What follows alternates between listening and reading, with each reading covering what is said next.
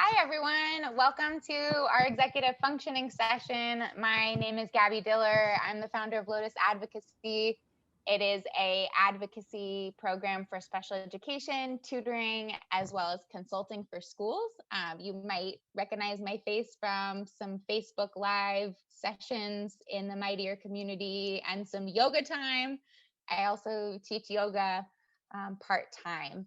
So I appreciate everyone logging in. If you're here live, thanks for being here. I'm gonna do a little bit of time just talking about an overview of executive functioning. I'll offer just a little bit of general strategies. And then thank you to those families that submitted questions in advance. I'll go over and share those questions with some of my thoughts. And as things come up for you, please ask your questions in the chat. There should be a button on the bottom of your screen that says Q&A. If you pop in a question there, I'll make sure to answer that question once I'm sort of finished with the general overview. So please keep those questions coming. And thank you again, everybody. We also have Emily here from Mightier. So if there's questions, Emily, do you want to introduce yourself? Yeah, I can introduce myself. If anybody has questions about Mightier, feel free to ask my way. My name is Emily Stone. I'm a licensed independent clinical social worker, but my role at Mightier is just making Mightier work best for our families through different pilots and different studies. So yeah, here to support if anybody has questions. And I'll start, just give you a little background of my experience. I'm a special education teacher, mild to moderate disabilities. I'm based in Boston, Massachusetts. Given the virtual world, I can't support all over. And so I'm happy to answer any questions around special education, but today we'll specifically talk about executive functioning. I have taught executive functioning skills for close to 10 years now. And I am still by far not an expert, but I hope to be a resource and someone to just share some strategies with, really keeping in mind that every kid is unique and kind of case by case is really important to think about. So hopefully some of these strategies are helpful for you, but do know it's trial and error and really learning about your kiddos. So let's jump in. First question. What's executive functioning? I feel like it's a buzzword right now, given COVID-19, because I think families and teachers are seeing an increase in challenges with executive functioning, because I think COVID is asking all of us, adults included, to utilize our executive functioning skills. So we're learning very quickly whether or not we actually have these skills or where we're on the spectrum in terms of our strengths and challenges with EF. And so just know that it is an incredibly broad term that encompasses a lot of different skills that our brain asks us to do. So in short, like think of the word executive. So it is the overseer of the brain that sort of controls our ability to do what we want to do, what we say we're going to do. It happens in the prefrontal cortex of the brain. If you're interested in psychology, and I'm, again, by no means an expert, I did have a degree in psychology. So it is just helpful to know that the prefrontal cortex, this frontal lobe, is where the majority of our brain decisions and processes happen. So that's where executive functioning happen, which makes sense given that it's called, executive functioning skills. And I love this strategy or this kind of comparison that it's the conductor of the orchestra. So the executive functioning skills are kind of conducting all that we want to do in our life. So if there are challenges in EF, it's very, very easy to see because it's connected to so many other parts of the brain. There are lots of different components of EF, and lots of different specialists will tell you all the different components. So this is just a very general look to the different components that make up your executive functioning skills. So this is sort of our little music orchestra. And what's part of it is your ability to organize. So that's materials, but also time and information. Planning, that's also thinking about goal setting, prioritizing. Attention, so your ability to sustain your focus, your ability to complete and start a task.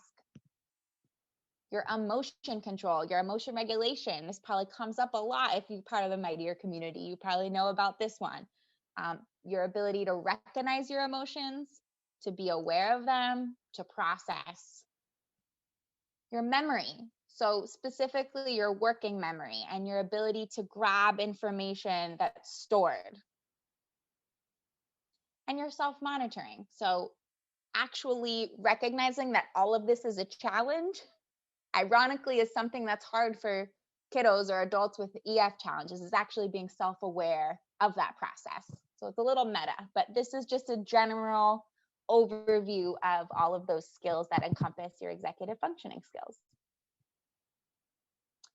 What might it look like if you struggle with executive functioning? Again, very general overview. Might be related to setting and planning goals, working for long periods of time, sustaining attention, initiating work, so sitting down to get started, right? You might see kids perseverating or sitting overwhelmed with the inability to figure out what's the very first step that I need to do to start working. Flexible thinking, this might come up a lot with rules, so kind of that gray area can be hard for kiddos for executive functioning. Retrieving that information from memory, breaking down tasks. So if you're given a big task, it can feel really overwhelming and you might not have the skills to understand first, second, and third steps. Same thing with sequencing, like what comes first, what comes second to complete a task. I am not a parent yet, but you might see some of these executive functioning challenges at home. So this is sort of what I, from my experience in working with families and kids, what this might look like at home. It could be around homework time. So sitting down to complete homework and also turning it in. That's a big one. Some kiddos will do the homework and literally just forget to turn it in. Could be forgetting to do chores, requiring to give multiple directions multiple times. Lots of reminders in general, whether that's around rules or expectations or asks. Maybe a low frustration tolerance in kiddos. They might have some negative self-talk and get really down on themselves and frustrated with mistakes or frustrated when they need the reminders. Forgetting belongings. My mom will always tell me that when I was in elementary school, I was sitting in the back of the car. We were on our way. And I said, Mom, I forgot my shoes and had gone to school without shoes. So this is a real thing. It could also be around monopolizing conversations, just not being aware, that self-monitoring of the amount of talking that's happening. Kiddos might kind of repeat stories or own the conversation. And then again, this idea of inability to shift focus or understand different perspectives. If there's some sibling, interaction that maybe was negative, trying to understand each other's perspectives might be challenging. So what do we do? Again, every kid is different. These are just some very general strategies that I have found that are really helpful. You might already be doing some of these, or you might have already read about them. You might be thinking some of these are helpful, or I've tried these and it hasn't worked. So really just take it with a grain of salt and know that it requires kind of utilizing your support teams, whether that's through the schools or through Mightier or your community in any way, to kind of figure out what works for your kid if they have executive functioning challenges. Here's just a few ideas. Number one, empathy. So educating yourself, learning about executive functioning, learning about what it looks like. This can be huge. Okay. This just allows you to have greater perspective, to understand where, what I'll say for the purpose of today, challenging behaviors might come from. And then that allows you to pause, to monitor your own frustration if this is happening at home or at school, to know that this is part of your kiddo's profile. It's part of how they're learning, and just taking a deep breath to understand, okay, in this moment, this is totally an example of executive functioning challenge. Let me take a breath. Okay. It also allows you to continue to focus on positive reinforcement, which is a fantastic strategy for any kid who learns differently or requires support, but especially for kids with executive functioning challenge. Another easy strategy at home is a visual schedule. So if you can create some sort of schedule on either a whiteboard or a poster board, or literally just Google visual schedule, you can find pre-created templates, posters, and kind of figure out which one works for you and your family. And this just allows kids to have that concrete routine and structure with the added visual. It creates a little bit of joy. It helps kids remember their strategies. And hopefully it can create a little bit of fun. So these are just some examples. I would say, the one on the left here is for younger kids. The one on the right maybe is for a little bit older who might be outdated with little cartoons. And the one in the middle is like, right, it doesn't have to be pretty with images. It can be something that you do with a whiteboard or on scratch paper, but anything in writing is going to really help to reinforce the structure so that kiddos who might forget things have a place to refer back to. It's also great if it's in like a really prominent place in your house. Refrigerator is a great place. Coupled with the visual schedule, just having, again, really visual, clear, and concrete rules and expectations in your house that are framed positively. Okay, so instead of enforcing rules by don't do this, can you reframe with the to do? What do you want the kid to do? What do you want the actions to look like? So you're naming it for kids, that's embedding a strategy for them. It's coaching them. Okay, this is what I need to do in this moment. So if a kid, for example, might be having a challenging moment with frustration tolerance or emotion control, could you, instead of saying, don't scream, right? Could it be, can you take a pause? I'd like you to take a deep breath, right? And give me a clear sentence. Tell me what's on your mind. So really encouraging what you'd like to see as the behavior. Also reward the positive behavior. This is sort of a tricky one, and I am not a behavior analyst or expert in behavior, but the more that you can reward the positive behavior, and I say ignore with a grain of salt the negative behavior or less desirable behavior, just the more the positive behaviors will increase potentially, right? The more kiddos will use their executive functioning strategies.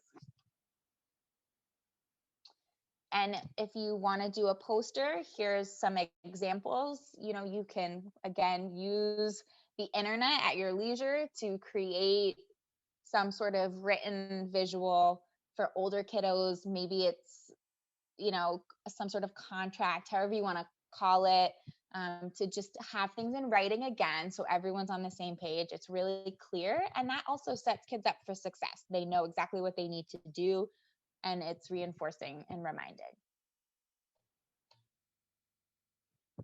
Rewards. Adults love rewards. Kids love rewards. We need this. Okay. If you have 3 minutes and would like a moment of joy, if you're in the Mightier community, these slides will be shared with you and you can click on this link. If you're not, YouTube, go to the marshmallow experiment.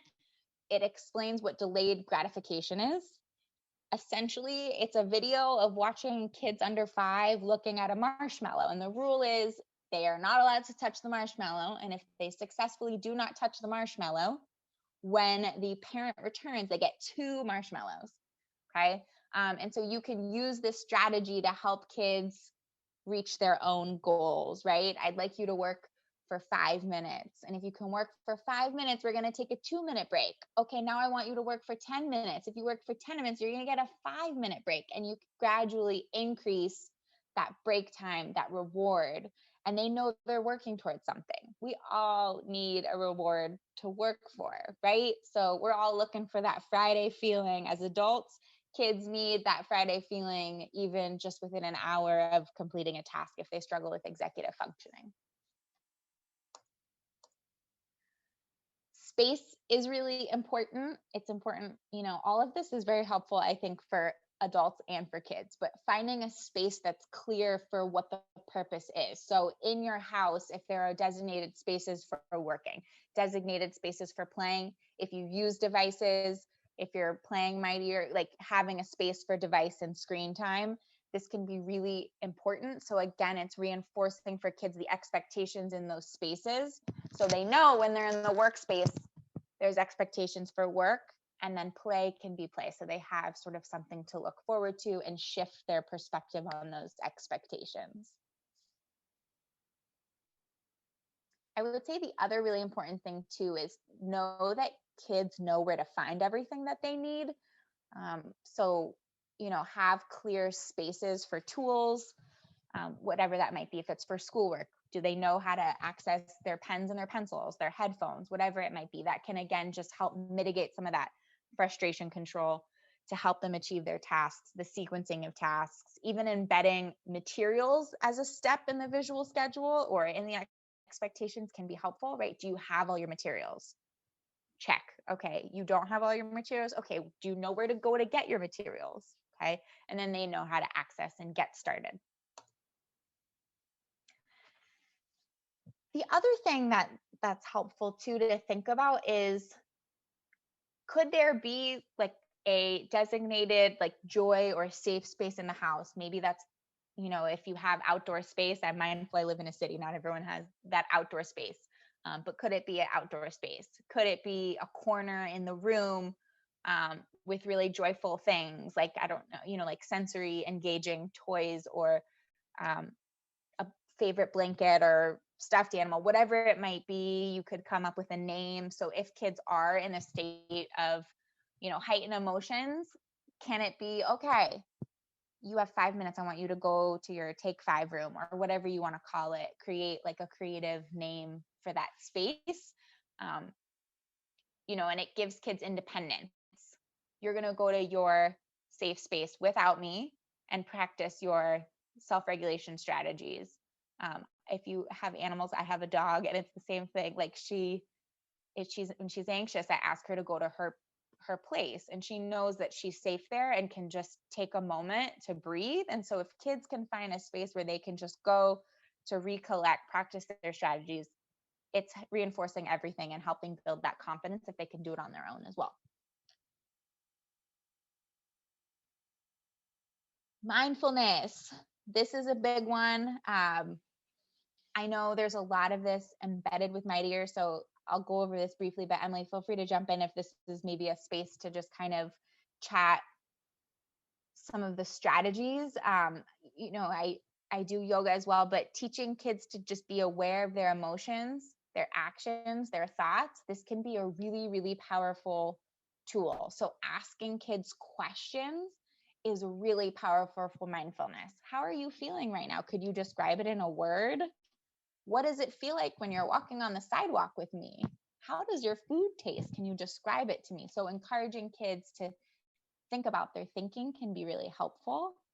And then obviously your breathing strategies, which again, I think this has come up a lot. I'm happy to go over these in more detail.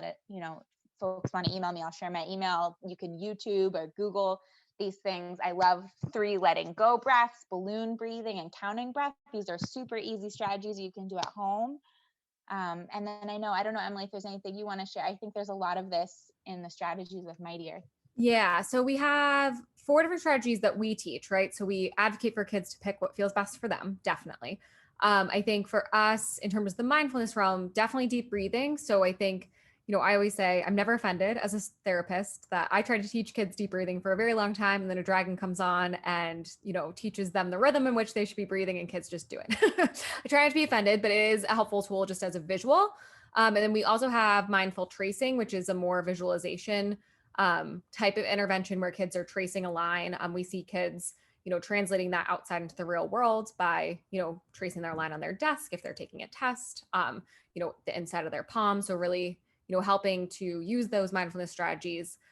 We teach crossing the midline, which is an OT-based intervention. And then we teach progressive muscle relaxation, which isn't exactly mindfulness, but definitely a way to cue into our body, notice what we're feeling and help to relieve some tension. So a couple of different things in there, but I think always, asking our kids what feels helpful for them and letting them kind of discover that is definitely something really, really helpful, and that we definitely want kids to be able to do. Awesome. we're going to keep going here. And just a reminder for folks, if you have any questions, please drop them in the Q&A. I would much rather go over what's important to you. So thank you for being here. I see some folks are here and logged in, so please feel free to drop in your questions.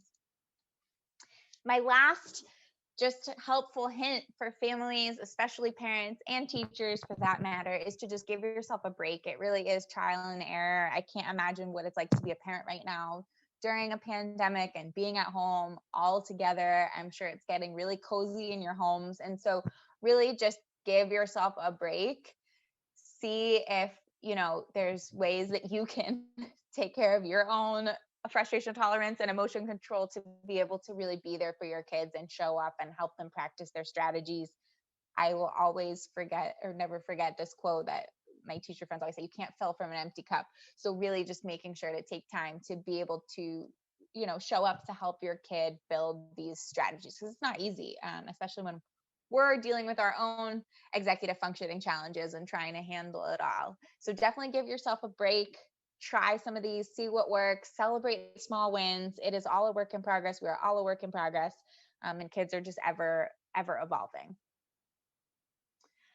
I do have a few questions that came in advance, so I will take some time to go over those questions. And then please continue to drop in your questions here, as there'll be plenty of time to go over what's on your mind.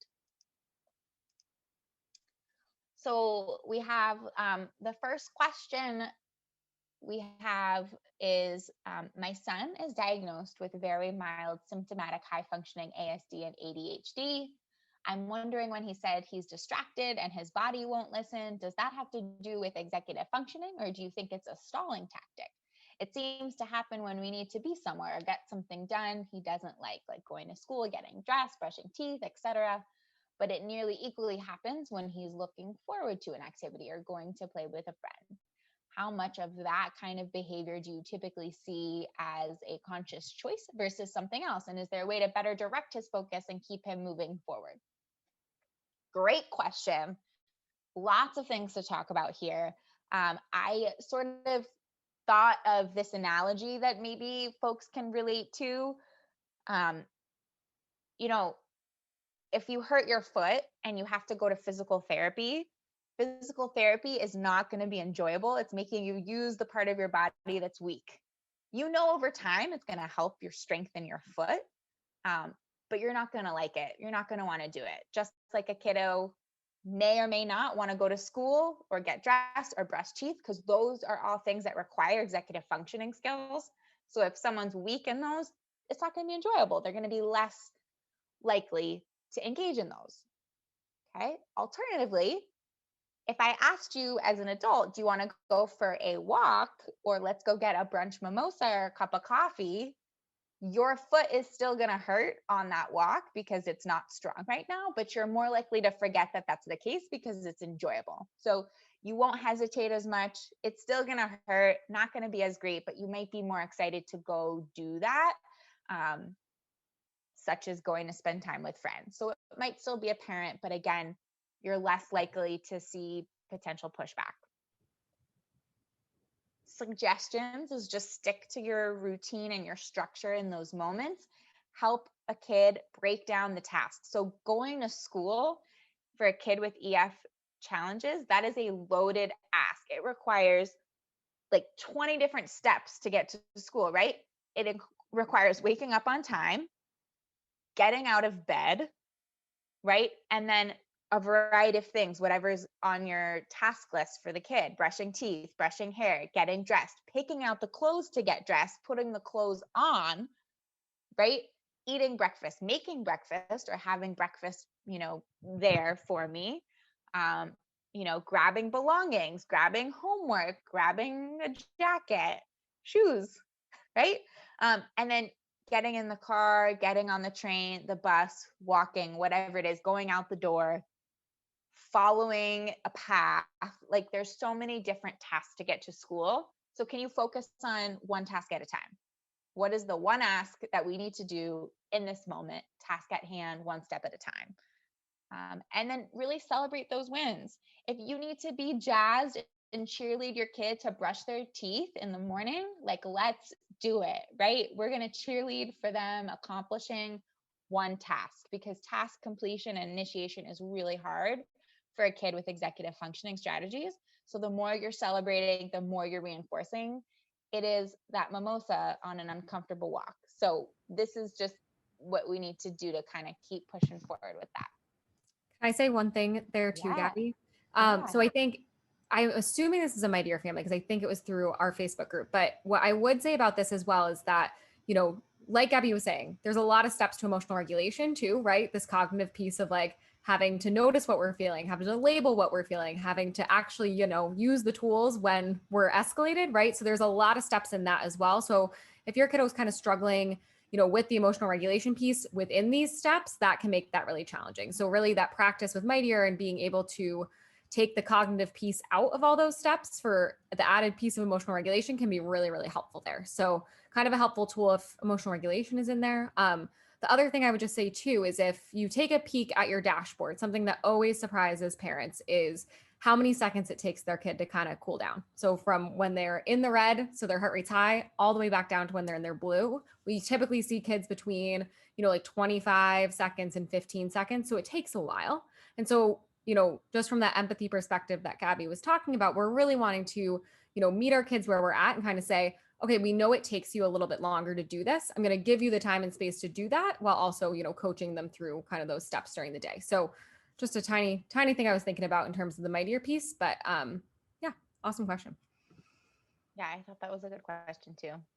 As you were talking to, I was thinking of like a metaphorical leveling, right? Like, what are the emotions that are getting in the way of the ability to complete the task? So even before we can do all the things that I talked about, if you're in a heightened state, like that's even another, right? It's the leveling in your face that's like, I'm not able to get to my task. Definitely. It can be the, you know, thread throughout all of that, right? That's making it a little bit trickier too. So all about practice. Definitely. I like the PT analogy as well. Absolutely. My mom also broke her foot when she was out here visiting me. I felt so bad. And this was just, it was very prominent. Also, in case this is a picture of a lava lamp on the corner, in case people are new. They're really cute little creatures that I am learning about too. All right. Next question. Here we go. I'm having a hard time figuring out if my almost 10-year-old needs a psychoeducational assessment or just needs help with his executive functioning skills. Any suggestions on how to make that determination? He's doing well academically, but he daydreams a lot and gets distracted and will end up stressing himself out by leaving work to the last minute. So this is a fantastic question. I really also want to say I would love to hear more. So just know that, again, every kid's different. But one thing to know as a parent, you have a right to have your kid tested. If you ask for testing, schools are required to respond. Most of the time, they're going to say yes. They do have a right to also say no, but most of the time, they will move forward with special education requests for testing. If you have any formal diagnoses or documents from doctors or other professionals, definitely share that with your schools as well, because that's information that can be used during the eligibility process if you're looking for services from your school. Things to think about for your school if you would like to move forward with testing at the school level. These questions might come up as they're from the federal guidelines that determine eligibility, which is part of IDEA. They're going to ask if the student is making effective progress. Okay. If the student is not making effective progress, they might be eligible for special education if the school agrees that there's a disability area. The next question is, does the student require specially designed instruction or services to access curriculum? And this is really where you might, as a parent, want to talk about executive functioning. So if, again, you have a student with a diagnosis or the school determined they meet criteria for the state disability areas, if executive functioning is an area of challenge that was identified, as a parent, decide with input from the school, so conversation, do they need skill building through a service, right? And every school offers different services. They have different programming, but this is where you might want to speak up, because certain schools might offer different supports related to building executive functioning skills. I also can't think of the negative to going forward with accessing testing at a school other than it is exhausting for a kiddo. It does take a long time. It requires a lot of brain power, a lot of energy. Of course, on the other side of the table, it is, of course, a lot of work for the school, but there's no harm. Like, as a parent, it's your right. Kids are entitled to services and supports if they need it. Just really think through if your kiddo is going to be set up to be able to participate in the testing and kind of sit through that experience. But there's really, in my mind, no harm to the process. So if you're considering it, I would definitely suggest, just generally speaking, to like move forward and go for it. Yeah, that was a good question though. All right, next one. And again, if you're just joining us, please ask some questions in the chat. Feel free to type those in. You can ask it in the chat, or if you press the Q&A button at the bottom of your screen with little speech bubbles, go ahead and type your question in and I'll be able to see that to answer. All right, we've got a long question here. So this is regarding a 7-year-old boy in first grade. I'm hoping you can speak to the connection of emotion regulation and EF. I'm fairly certain my son has ADHD. This is not because he is hyperactive and impulsive, although he definitely is. He struggles with getting started with work, finding any sense of emotional engagement to the work. He struggles to regulate his emotions, often has emotional outbursts several times a day. And now that he is older, he's getting very targeted with his anger, such as with mom and sister. He says mean things and also engages in a lot of self-deprecating talk and seems irritable and angry a lot. He can be very sweet and loving, but he really wants to please. But everything feels very tit for tat with him, and he just seems to need constant attention, like every minute, unless he has a screen in front of him. Definitely a lot to talk about here. I would say, of course, the first thing that I think about is just a reminder of showing up with empathy. There's a lot here and a lot going on, and it is important to take a step back and recognize, I think, that a lot of these things do sort of shout challenges with EF. I am not a psychologist to do any sort of diagnosing and obviously have not assessed the student. But I think that it's important to just recognize that these could be, challenges with executive functioning. From that piece of empathy, something to think about that's just important to recognize is that any kiddo who's having challenges with learning or completing tasks in any way is going to be partnered with frustration, right? If you're not good at something where the world expects you to be good at it, it's going to be hard, right? From a confidence perspective, from your own like self-worth to be able to get things done that you need to get done. So no matter what it is, like, kids are going to struggle with that if they're having a hard time. Then you layer on top of that, if you struggle with executive functioning, like that's your area of challenge, within that, we talked about it in the speech bubbles with the orchestra, emotion control is a component of executive functioning. So it's almost like a double whammy here, right? They're struggling to learn and get things done, and emotion regulation is actually a lacked skill, part of the executive functioning.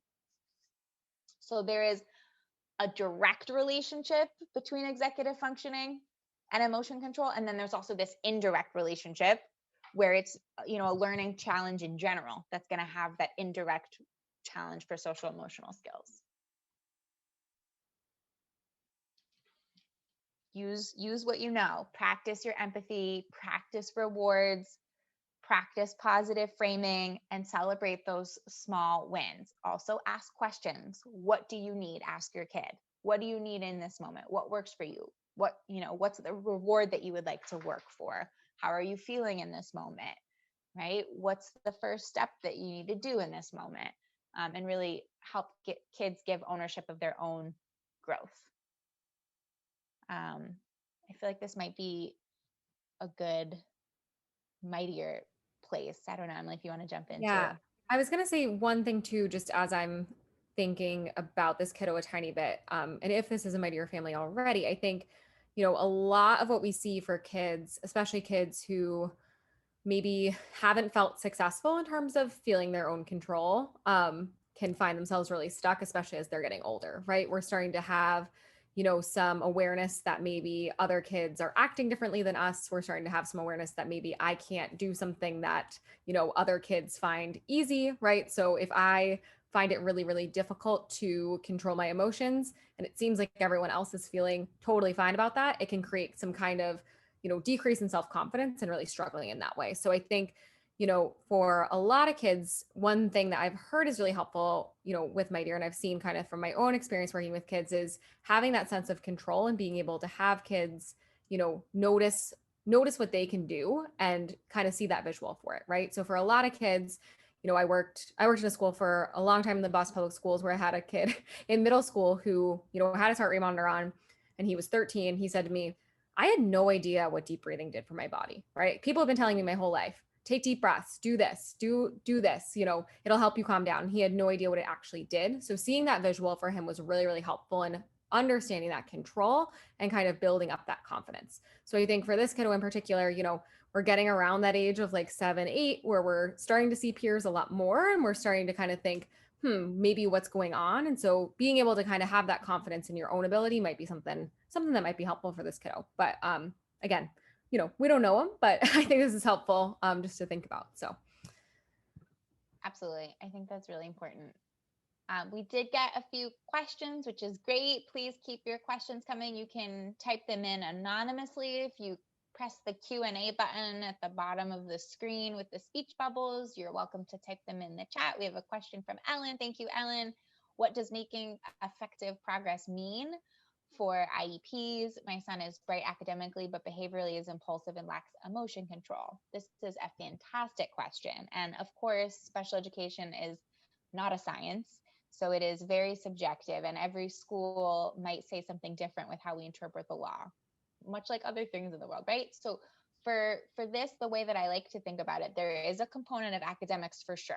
And I will say with a grain of salt that schools are gonna first check academically, right? But I do think it is important to assess progress from social emotional lenses, right? And so I definitely think that it's important at the table to share that it is okay to say that you do not think a kid is making progress from a social emotional perspective. And then, it's really up to the team for how they want to go for, this question specifically asking about an IEP. Bring as much data to the table as you can as a parent. So if you have any data from at home around how long your kiddo can work without teacher or parent reminders, if it's around the amount of outbursts that happen during the week, if it's the amount of time that you're spending with your kiddo at home in order for them to make that progress, right? You can share how many hours you're spending working with them. I think that's also really important. And happy to talk more, because I think that that's a very specific question based on a kiddo. My email is in this slideshow. I'll drop it in here if folks have any questions and want to talk more about how to access services. I'm happy to do that case by case and go through document review and provide some one-to-one support. But definitely something to look into as you have rights as a parent. We have an anonymous question. How do you know whether your child has challenges with executive functioning specifically, or if they're just having challenges all kids experience as they grow? If you suspect executive functioning is playing a role, what is the next step? Work with the school first. So this is also a really great question. And again, I do want to preface that I am not a clinical psychologist, so I don't do any sort of diagnosing or assessments in that way. The other thing, from my knowledge, is EF is not its own disability area and the DSM for diagnosing. Some schools will say it meets criteria for a learning disability. It's again subjective, not a science, but it could be related to other things other diagnoses. So certain diagnoses lead to challenges with executive functioning. So it is something to talk to a doctor about, first, I would say, just to make sure that a pediatrician's in the loop on what's going on with your kids so that they can look holistically at what's going on. And then absolutely talk with the school. Definitely talk with teachers if you want to pursue testing to see if your kid is eligible for services or for accommodations. Absolutely, you can request an evaluation at any point. So I would absolutely say doctor, teachers, decide if you want to do an evaluation. And I didn't address the second part, but kind of deciphering if it's all kids or an EF challenge. And I would say if that's a question that you have and you would like to move forward with an evaluation with your school, definitely ask for it because that's their job, sort of. There's, going to be a psychologist that would go through an assessment that will make that call. All the assessments are used to measure how kids do in comparison to their same aged peers. And so that information can be really helpful. Again, some of these tools, right, aren't always going to give you the clear picture of your kid. You know your kid best. So think about really, what are you looking for? Do you need more support from the school? Okay, move forward with an evaluation. Do you need more support at home? Okay, maybe talk to a doctor, see if they have recommendations, right? Find other resources in the community. So really figure out, like, where are you looking for support? And kind of go from there. Okay. Keep the questions coming, everybody. Thank you so much for being here. We've got more folks joining. I appreciate you all. We have one more question from someone anonymously.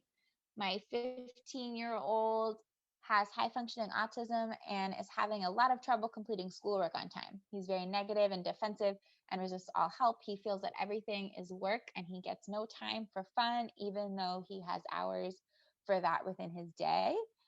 He's impossible to wake up and struggles to complete daily tasks consistently, like toothbrushing. We feel like we have tried everything for years. What resources are there to help someone like him? Thank you for sharing, for being honest with us about what's going on. This is not uncommon for a kiddo with autism. So that's just step one. This is very typical. And I will say that kids are works in progress, as are humans and adults. And so where your kid is at now is not where they're going to be tomorrow, a week from now, a year from now, 5 years from now.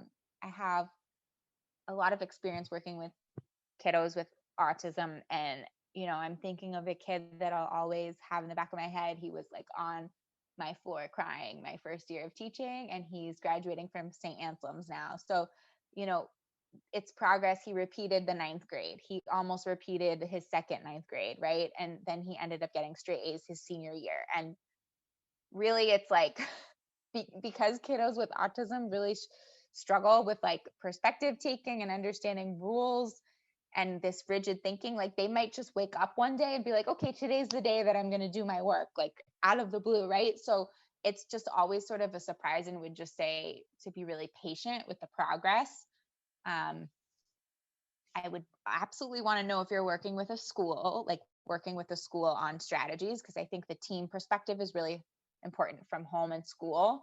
If you can connect to apply those same strategies, that's the best way to ingrain. Sometimes when there's, I don't know, Emily, maybe if you have any thoughts on this, like when there's too many cooks in the kitchen, it can be really overwhelming for kids. So the more that you can get everyone on the same team, using the same strategies, the better, because that's also something that can be really important to think about. Yeah, I would definitely say, I mean, as a social worker who's played many, many roles for families, and definitely that coordinator of like, oh my goodness, we want to make sure everybody's on the same page, right? I think for a lot of kids, especially kids, on the autism spectrum, making sure that things are clear, and yes, keeping those strategies consistent. So we have a lot of families who, have reached out to us and said, can I get the clip art of the Mightier strategies so I can give them to my kiddo's guidance counselor, or my kiddo's teacher, so I can put it on their desk. So, always feel free to reach out to us for any resources like that. But I think definitely, keeping it consistent and making sure, whatever services your child is getting, that they're helpful. And if they're not, letting providers know, what you need and how we can be more helpful, I think definitely is something that can be helpful too. So yeah. And I think it sounds like your kiddo really wants some agency and some space to kind of figure it out in terms of being able to complete work and to complete tasks within the day. I also hear this piece around fun, and that's something to really think about, especially for a kid with autism. If they're saying they would like to have more fun, I would definitely ask questions of what that might look like for them, because you definitely want to reward an interest in social interactions and kind of developing and building those skills. And that might be a space to use as your reward or that delayed gratification. So he might be telling you that's what he wants to work for, is more fun in the day, right? So could you track for 1 week, how often is he getting up on time, brushing his teeth, and completing X amount of homework? And at the end of the week, if he's able to meet the goals that you set up for him, what's that social fun reward that he's looking for? So that he has that clear goal that you've set for him, clear expectations, and then you continuously, slowly, gradually increase that number. So really meet him where he's at too. So if he's at a 0, not brushing his teeth at all, really start small, right? Let's just get you to do teeth brushing 2 times this week, and then next week it's 3 times, and then 4 times. I know that's probably not what you want to hear, and the dentist probably will be happy with me right now, but really meet them where they're at to have achievable goals. Everyone's probably heard of the SMART goal strategy. So really think about what is attainable for your kid, and see if that works. What will they work for? What's that reward that they can kind of build towards? And then, pump up the praise. So really get excited around those 2 times a week of teeth brushing, even though it's not probably what you would like. The other piece too, again, I'm going to just make that plug for the school piece, given that he's 15. He probably doesn't want to hear as much from parents bothering him to do the things he doesn't want to do. So as much as the school can be involved to kind of maintain family relationships, to keep it positive, they can help with that homework piece and the academic piece to offer some strategies.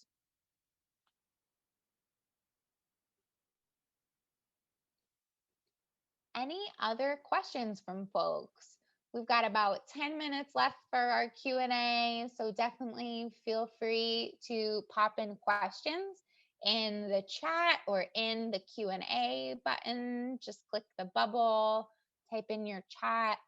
I'm also going to keep my email up here if folks have any questions that you want to talk through. There were a few questions that came up around IEPs and services and eligibility. Those are really, really great questions.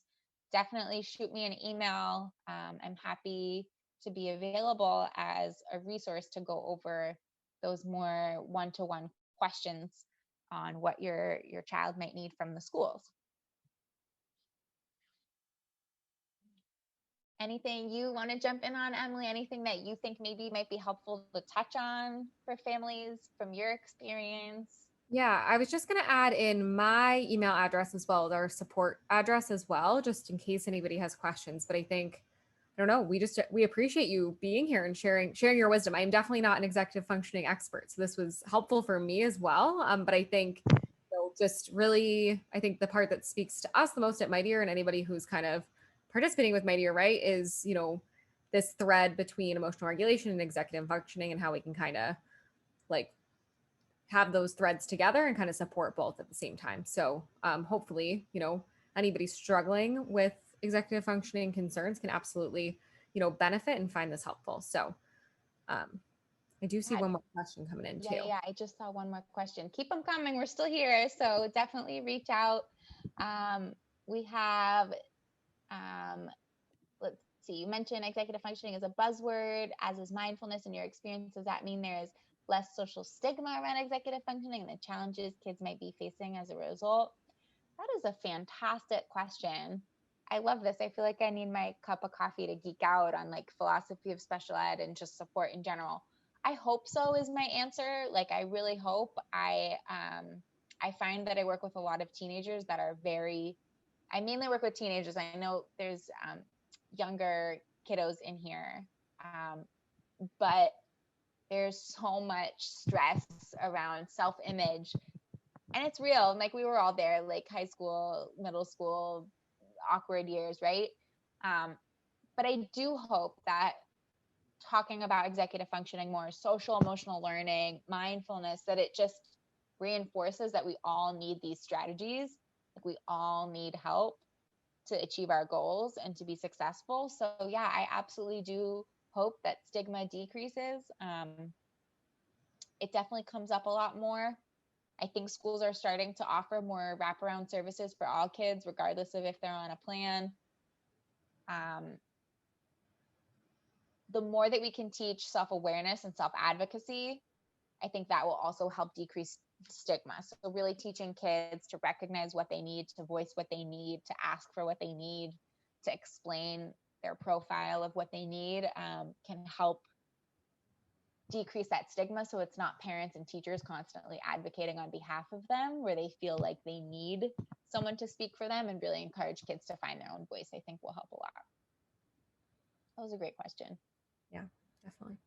I also think just building that confidence, right? So what I spoke about earlier, just being able to have, more resources and tools, at schools, in the home, whatever we're kind of doing to support kids, I think really starts to eliminate, that stigma, but also kind of that, self-confidence and that awareness for kids to be able to say like, hey, this is what's going on for me, right? That more comfort with, letting peers know, letting adults know, that can really help with that. So yeah. There was also a question from Ellen. I'm not sure, Ellen, if you are referring to Mightier specific coaches. There's a question, how long would a coach work with a child? Yeah, go up a tiny bit though. What can an executive function coach do, and how would the work for a child? Oh, thank you. No worries. I'm learning my Zoom is tech hard. strategies. Thank you, Ellen.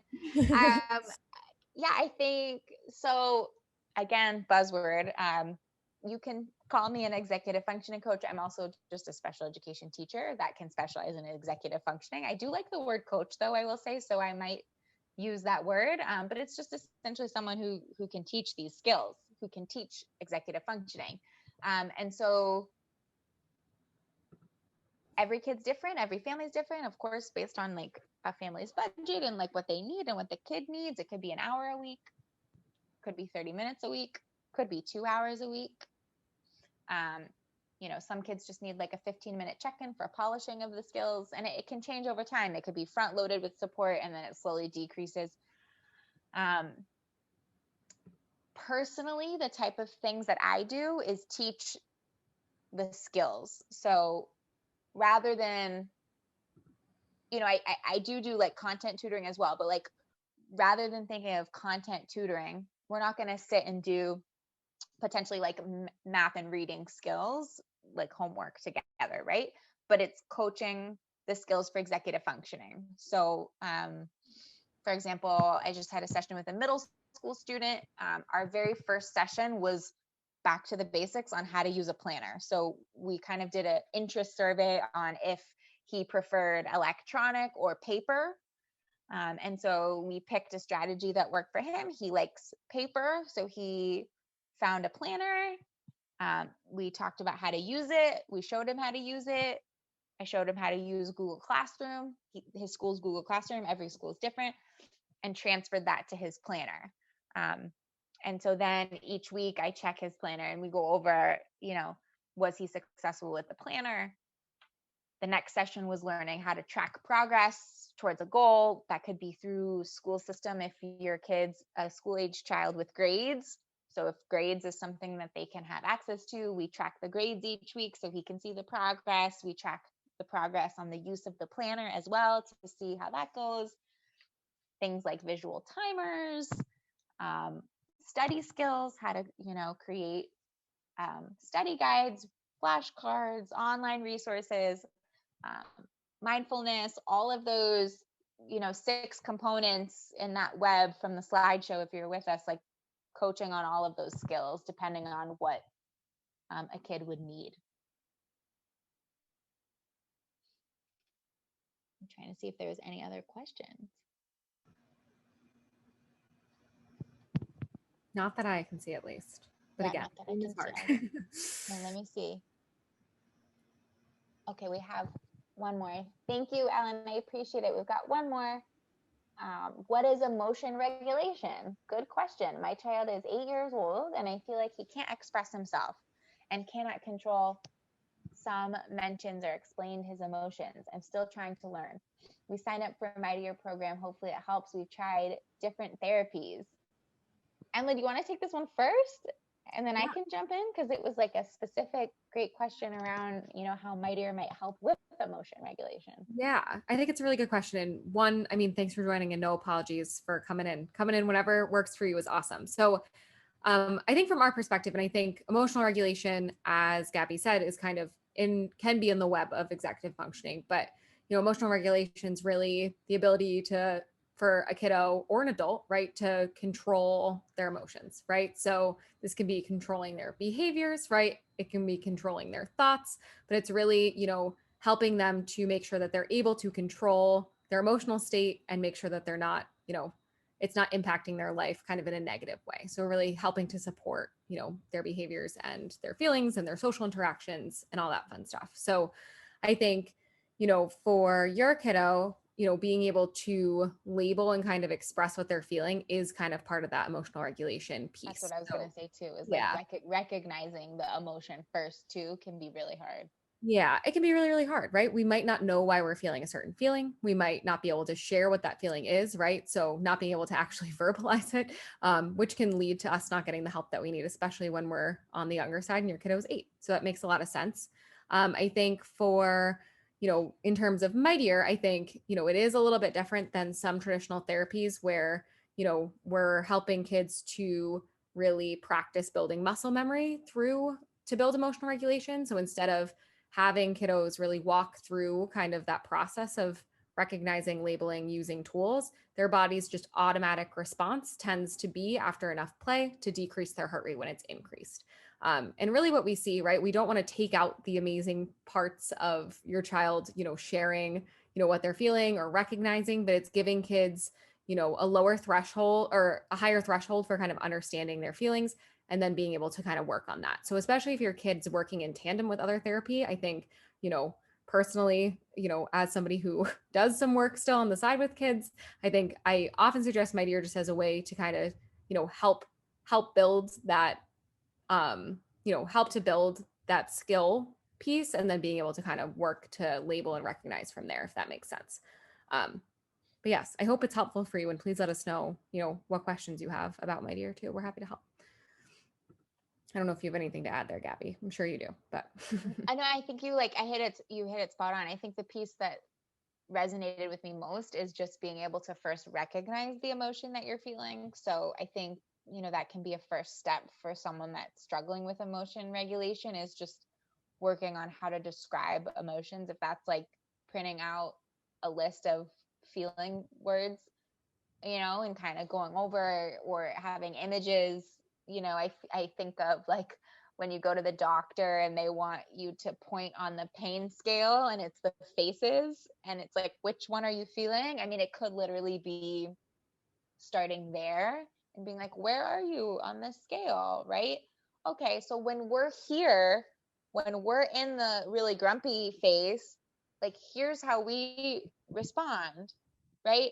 And kind of coaching the skill or response behavior to that emotion can be really helpful. And I think, like, a lot of that is like embedded within Mightier, but helpful to just like name it, like, okay, this is the behavior that, you do when you're feeling frustrated. We pause, right? When we're upset, we take a pause and we take a breath, right? Maybe we write it down.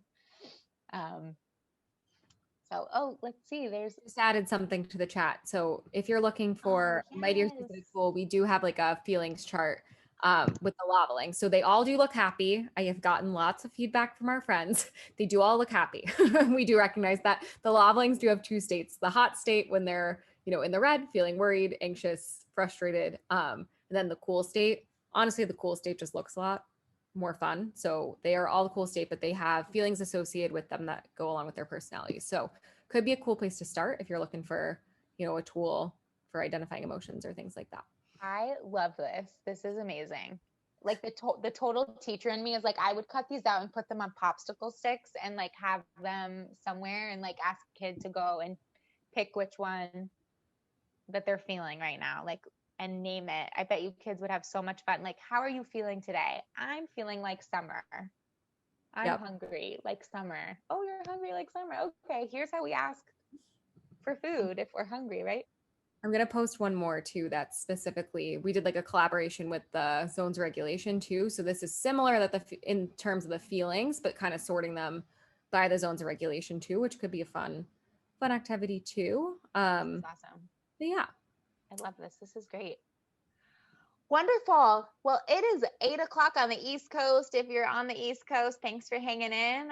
I really appreciate everyone making time. I know it's really hard to make time for these sessions. There's lots of Zoom fatigue. So I'm definitely ready for these to be in person, but it's wonderful to be able to connect with everyone.